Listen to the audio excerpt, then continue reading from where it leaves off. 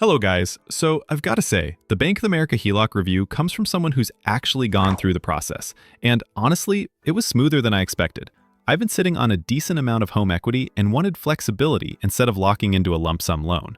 For me, that meant having access to capital when I needed it, whether for home projects, business expenses, or unexpected costs, without paying interest on money I wasn't using. Applying online took me maybe 15 minutes.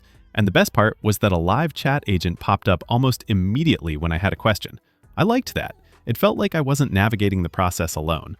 I could have applied over the phone or even at a branch, but doing it online just fit my schedule, especially since I could handle it on my own time without blocking off part of my day.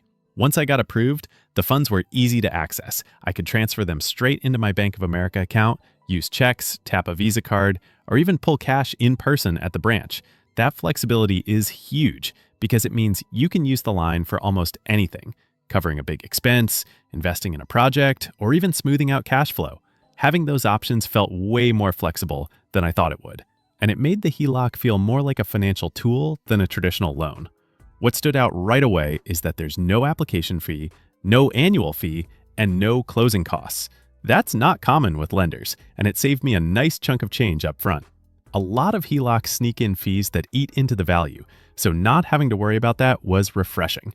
The one thing to watch for is that if you close the account within 36 months, they hit you with an early termination fee. So it's not something you want to use as a super short-term option unless you're fine paying that. It's better suited as a medium to long-term financial resource rather than a quick flip. On the positive side, there's no penalty for just paying off the balance early, which gave me some peace of mind. That means if you have a good month or come into extra cash, you can knock down the balance without being punished for it. Rate-wise, it's all tied to the prime rate, and when I locked in, they were running a short-term promo in California, a 6-month introductory rate that was lower, and then it jumped to a variable 8.9% APR. Mine included a couple of discounts too, because I set up autopay from my Bank of America account and made an initial withdrawal when I opened the line. Those little incentives can actually make a noticeable difference over time. If you're part of their preferred rewards program, you get even more perks. That can mean better rates or additional discounts depending on your tier. I also like that they let you switch part of the balance to a fixed rate without any fee, which helped keep my monthly payments predictable when rates were climbing. Being able to lock in a portion gives you a lot more control, especially in an environment where interest rates can move quickly. In terms of limits, Bank of America goes up to $1 million on the line, but the combined loan-to-value ratio caps out at 85%, which is slightly lower than some lenders I looked at. For me, it was still enough, but it's worth noting if you're trying to max out your equity. It's a more conservative approach, which might not fit everyone, but it does add a layer of safety on the lender's side. The repayment side is straightforward.